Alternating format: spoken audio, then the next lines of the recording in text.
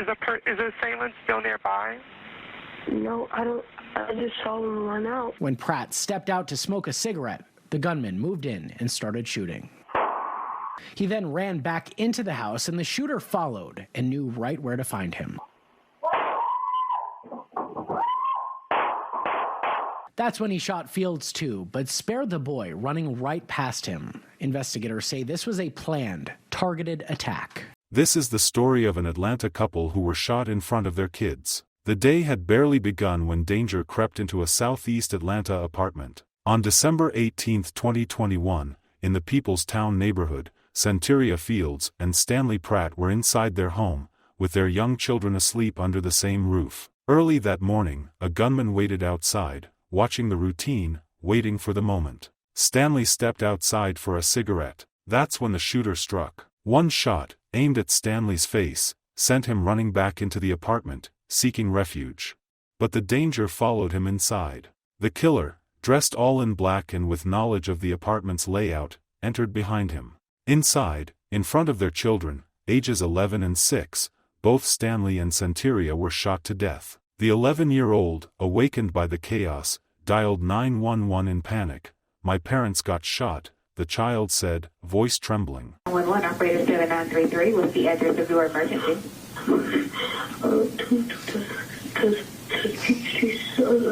Southeast Atlanta. My parents' house. They've been shot. Okay, take a deep breath and tell me what the address is, because I can't understand you. 222 Tuskegee Street, Southeast Atlanta. Okay, 222 Tuskegee Street, Southeast Atlanta? Mm-hmm. Is this an apartment complex? When police arrived at their home on Tuskegee Street, they found Stanley and Centeria lifeless beside each other. No signs of forced entry, nothing stolen. This wasn't a burglary gone wrong. Investigators believe it to be a targeted execution. Despite the video evidence, the case went cold for years. Family has turned to the public for help solving a double murder case that's gone cold. Today, that family stood alongside Atlanta homicide detectives who released chilling new security footage and 911 audio from that 2021 shooting. In 2025, after years of silence, detectives released new security camera footage from inside the living room and the haunting 911 call the child made, hoping someone with information will come forward. The footage shows the sickening flash of gunfire, the hurried flight of the assailant, and the horror inside an apartment that for a moment should have been sanctuary. Family and loved ones grieve publicly, calling for help. Good morning, Andrew Smith, Atlanta Homicide Commander. Thank you all for joining us today as we have some information we would like to put out. We really need the community's help in this. Referring to the double homicide of Stanley Pratt and Centeria Fields, this happened during the early morning hours of December 18th, 2021. This occurred in southeast Atlanta at 222 Tuskegee Street, Southeast, apartment 401. On the early morning hours, Mr. Pratt and Ms. Fields were shot to death. This occurred in the presence of an 11-year-old. Right now, I'm going to hand the case over to Detective Shepard, who is the lead on this cold case. So, Detective Jerry Shepard, Homicide Cold Case Unit. Like Lieutenant said, this incident happened December 18th, 2021, in the early morning hours, about 7 o'clock. Mr. Pratt walked outside to smoke a cigarette. Also on video, we have the perpetrator lingering in the area, waiting on him to come out. At that time, the perpetrator approached him, shot him one time in the face. Mr. Pratt retreated back into his bedroom, seeking shelter. The perpetrator then followed him into the bedroom. That's where he gunned down both Mr. Pratt and Ms. Fields within earshot and eyesight of their 11-year-old child and 6-year-old child.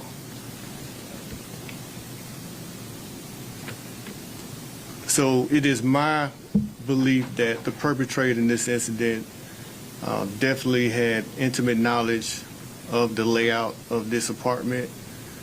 He had intimate knowledge of the going abouts between Mr. Pratt and his early morning routine. I do believe that the perpetrator is within this circle of Mr. Pratt. And it is definitely important to get this information out, to reach certain people within those circles so we can get this information, so we can get this case to a good resolution. We're going to just play that video one more time. Yeah, and then we're going to move to 911 audio, and we'll let you know when we can take questions. But we're going to play this one more time and go to the 911 audio. Shepard, if you can just describe what's going on in the video. Can you get behind the microphone so we can hear you? Okay, yeah, that'd be great. You can stand in front of me to see it. Yeah, I need to see it. Yeah. So at this time, this is Mr. Pratt retrieved to his bedroom. He's already shot in the face. There's no sound, but you can't hear it, but he's going into the bedroom retrieving. He's gargling because he's gargling blood. This is the perpetrator follows him in. He shoots him several times, including Miss Fields, and that's the 11-year-old son that was on the couch, actually ran out right beside the offender. And he goes back in, he finds his parents shot to death. And there was a 6-year-old child that was also in the bedroom in the back. Where the couple was shot? Correct. Not in this bedroom, but but in that's a another different bedroom. So, correct. Next, we're going to have the 911 audio.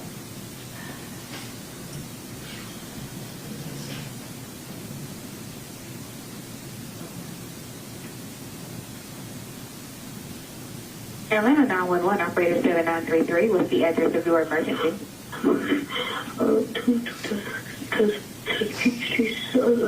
Southeast Atlanta, my parents' house, been shot. Okay, take a deep breath and tell me what the address is because I can't understand you. 222 Tuskegee Street, Southeast Atlanta. Okay, 222 Tuskegee Street, Southeast Atlanta? Mm-hmm. Is this an apartment complex? Yes, ma'am. What's the apartment number? The building 400, door, Calm down, take a breath. You said building 400? 401. Your building 400, apartment 401? Yes, ma'am. And you said your parents have been shot? Yes. Okay, stay on the line for a minute. I'm going to transfer you to the ambulance, okay? Don't hang up. Please.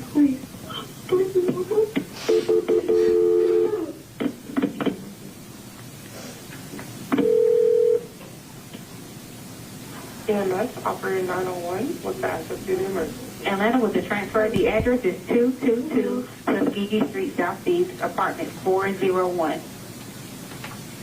Okay, hello, caller. Hello. Repeat the address one more time for verification. Huh? Repeat that address one more time for verification. 222 Tuskegee Street, Southeast Atlanta. There you go. I'll be at the Columbia People's Town apartment. Huh? Is this going to be at the Columbia People's Town apartment? Yes, ma'am. What's your apartment number? Apartment 400. You said 4400, is that correct? No, I said apartment 401. Okay, what's your phone number in case we get disconnected?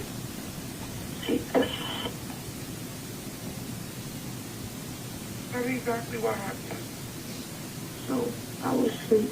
I woke up hearing gunshots, and I woke up hearing gunshots. My parents were on the floor. I went to my phone and I called the police. And I received a complete phone because I don't know how to my parents. Okay, so both of your parents were shot, is that correct? Yes, ma'am. Okay, Elena, can we get fire PD? I'm not on which operator. 7933, they're already started. Okay, hello? Hello? Okay, give me 1 minute.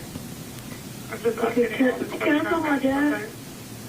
I have to ask you a couple questions to update the paramedics, okay? Okay, please. Okay. Alright. Give me 1 minute. Alright. And you said both of your parents were shot, is that correct? Yes, ma'am. Okay. Alright. Okay, give me 1 minute. How far is it away? I'm not allowed to give ETAs, but we do have this call sent over at dispatch. I just have a couple questions to ask you. You're doing great, okay? Is the assailant still nearby? No, I don't. I just saw him run out.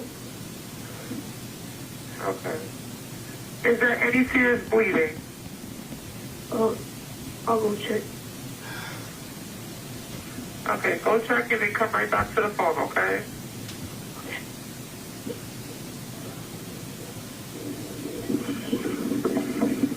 Yes, yes.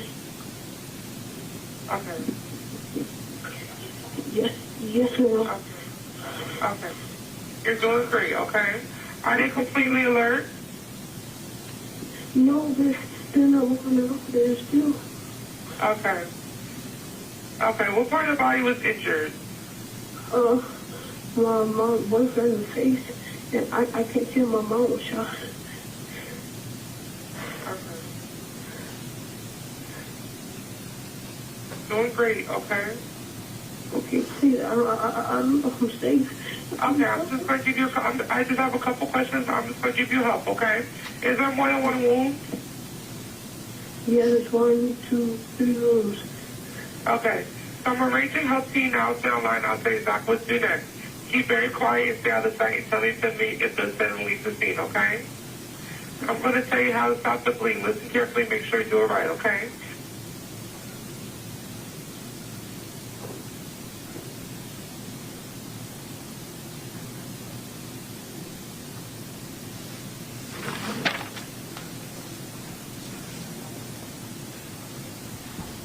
Everyone, this is Sean Pratt. He is the cousin of Stanley Pratt.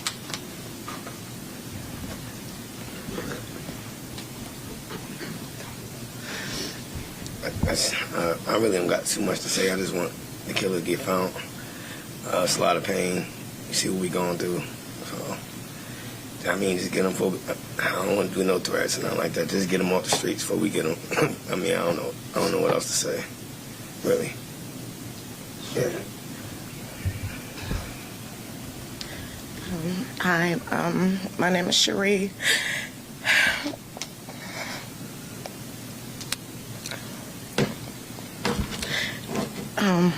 I'm the mother of Stanley's 3 oldest children, and also now a grandparent.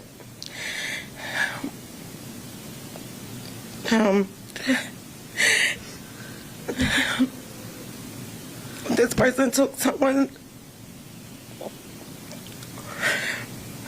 means a lot to our family. Not only did they take Stanley, but they took Cece. All while 2 children was in the home. A week before Christmas, the Christmas decorations is up in the house. Her son is on the couch.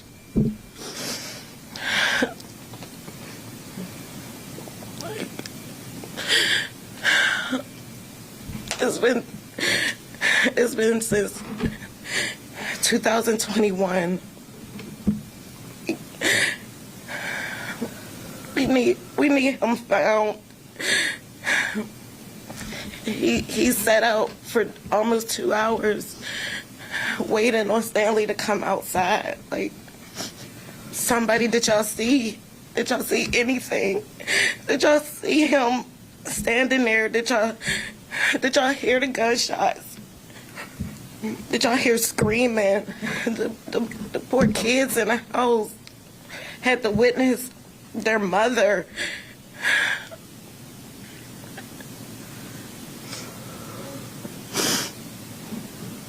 I just don't know what else to say. Like, y'all, somebody please help us. Help solve this case. This hurts really bad. Stanley was a father of 7 children. I am the mother of 3, oldest. All of his children and his family were hurting. Cece's family and children are hurting. Please, y'all, just We want to get justice.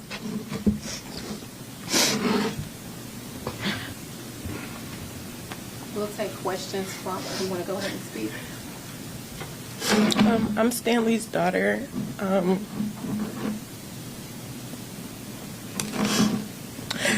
He was just starting to come back around and be there for us.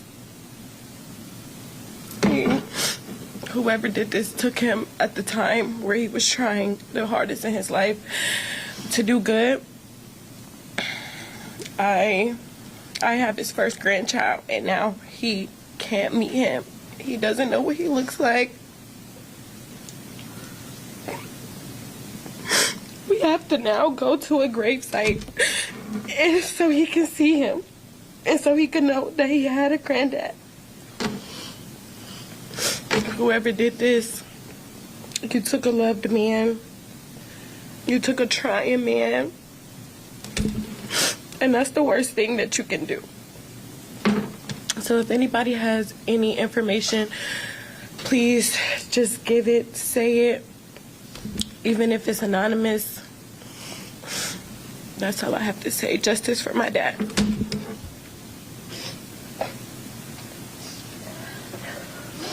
now we'll have questions from the technician.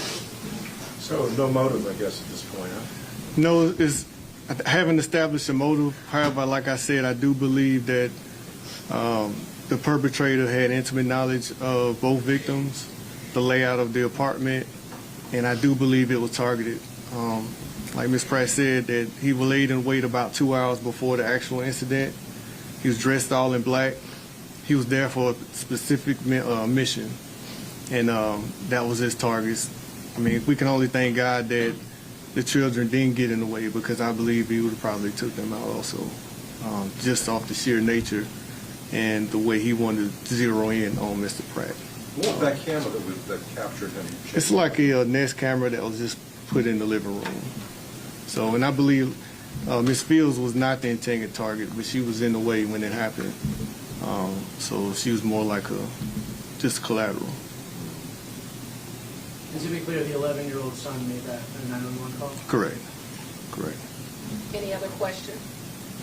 I'm just curious about the timeline. It has been a while now. Why now? Why release this video now? Why come to the public now? So, of course, you know, cold cases, we work till the leads are exhausted, and we go over back and look at the cold cases, what new can happen.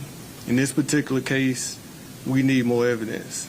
We need people with first-hand knowledge to come forward. So that can be the timeline that kind of pushes up. We're coming up on Mother's Day. They don't have a mother anymore. This happened right around the holidays. So we go over the case, look at it, and determine what needs to be done. And I think this will be a big help for the case, getting information from the public. You mentioned needing more evidence. Was there anything in particular in re-reviewing this case that stood out that made you say this might be the thing that has prompted us to ask for the public's help again? That's a good question. So we look at evidence, we look at physical and non-physical evidence. We look at circumstantial and non-circumstantial evidence. In this particular case, we need the help. We need public help from the public. We need actual witness testimony, because I can't speak on the exact evidence that we have, because I don't want to give too much out.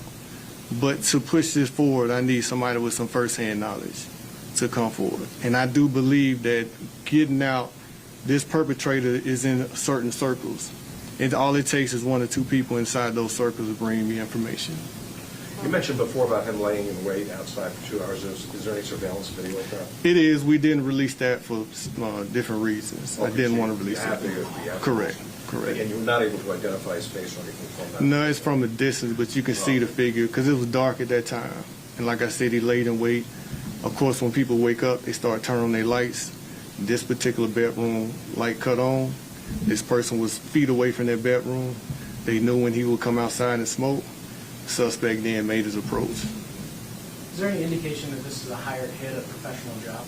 That's impossible to determine. But I will say that it was definitely directed at Mr. Pratt. That what I can confidently say. Higher hits and stuff like that without evidence, I can't speak on that. All right, that'll do it for everyone. If you have any other questions, you can send those via email to the Public Affairs Unit. They described Stanley as a man trying to rebuild his life, a father who'd recently hoped to turn things around. Centeria was beloved by those who knew her, now gone forever because someone knew their routines, their home, and waited. The children, exposed to violence no child should ever see, now carry scars invisible to the camera. If you know anything, you owe it to Centeria, to Stanley, to those children, to speak up.